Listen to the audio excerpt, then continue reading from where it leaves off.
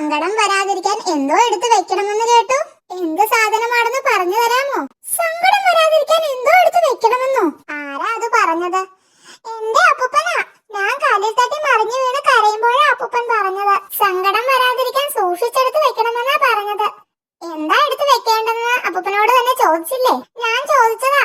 പക്ഷെ ചോദ്യം കേട്ട് അപ്പൂപ്പൻ കുറെ നേരം ചിരിച്ചു. എന്നിട്ട് പറഞ്ഞു വേറെ ആരോടെങ്കിലും ചോദിക്കാൻ. നിങ്ങൾ വേറെ ആരെങ്കിലും ആണല്ലോ, അതാ ഞാൻ ചോദിച്ചത്. ഞാനൊന്ന് ആലോചിക്കട്ടെ. എടുത്തു വെച്ചാൽ സങ്കടം മാറും. അതെന്ത് കുന്തം.